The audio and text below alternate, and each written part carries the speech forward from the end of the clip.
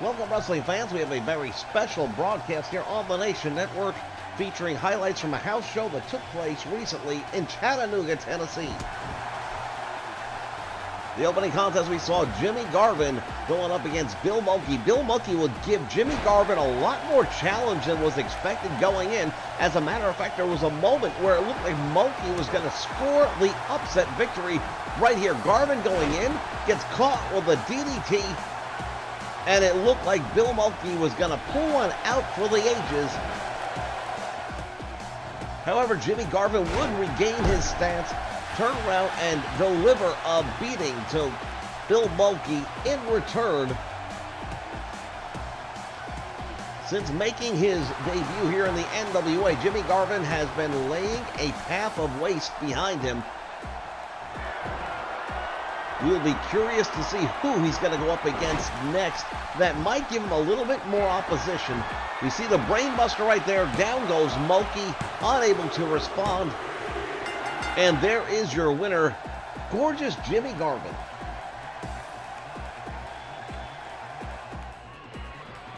Fans, after that, we saw an unscheduled event.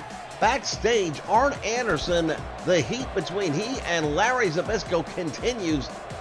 Ever since being ejected from the Horsemen, Larry Zbyszko has made it known that he is going to be looking to seek retribution. Well, Arn Anderson decided to hit him with a preemptive strike of sorts as these two men tore apart the locker room area.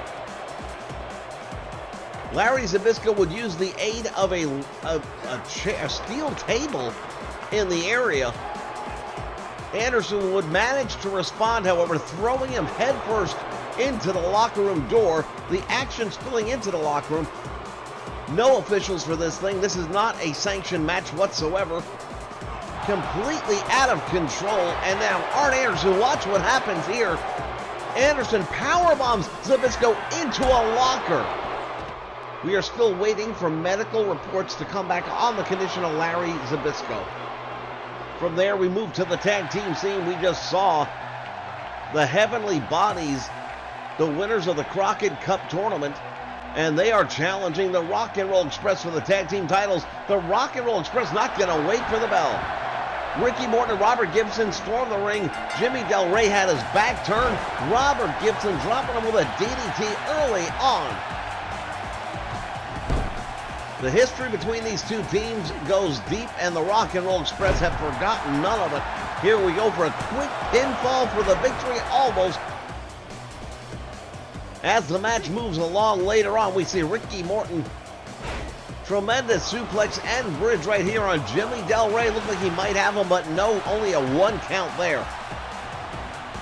The Heavenly Bodies now would have enough of that. Tom Pritchard from behind, drop kicking Ricky Morton. He wasn't even a legal man, and now he's got Ricky Morton's attention, and this is how you lose a tag team title. Jimmy Del Rey taking full advantage of the situation and the distraction. Super kick right to the jaw against Ricky Morton, but Morton manages to kick out on 2. Here we see the Rock and Roll Express doing what they do best. The double team, there's the drop kick. Meantime, Robert Gibson and Tom Pritchard going at it at ringside, but the tag team champions go for the victory. Almost would have had it. And again, you see Ricky Morton going with a springboard, but nobody home. Back and forth this one would go.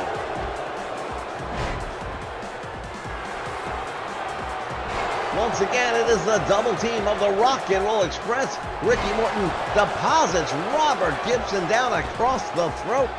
And Jimmy Del Rey is down for the count. 2 and 3. Your winners and still NWA Tag Team Champions, the Rock and Roll Express.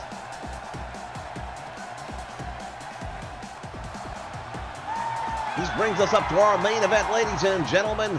The man they know as the Icon Sting is the challenger for the NWA World Championship held by the Nature Boy Ric Flair, accompanied by James J. Dillon.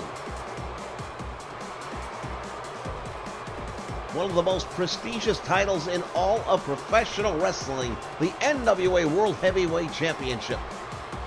Referee takes his time to show it to Sting. He knows what this is all about, and Sting has made it clear he not only wants that title, he plans to take it away from the Four Horsemen and the Nature Boy. Early on, they lock up going into the ropes. Referee trying to get a clean break here. However, when you're going up against the Horsemen, especially the Nature Boy Ric Flair, the self-professed dirtiest player in the game, good luck. Flair targeting the leg as we knew he would.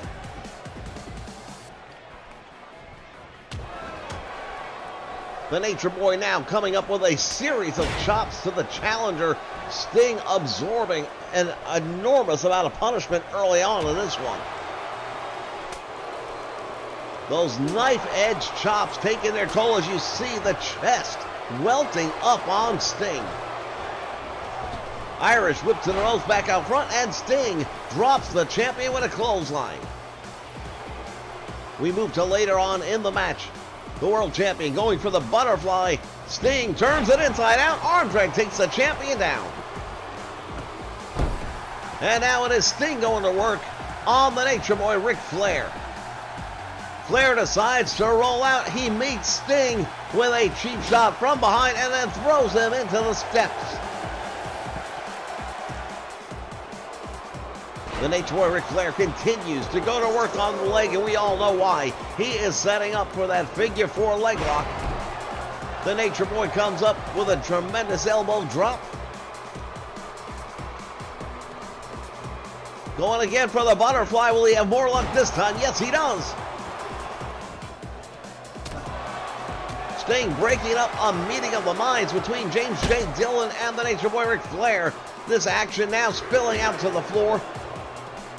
The Nature Boy Ric Flair sending Sting, the challenger, into the table ringside, slamming his head off the broadcast table. And at this point, it is the champion in control as the referee's count continues to climb. Flair has plans for this table, I can assure you of that. He has to beat the count first. However, Sting catches him, drops him. Sting's going to get under the bottom rope. Sting gets the victory by countout. But you do not win the title on a countout. That's it, fans, this time.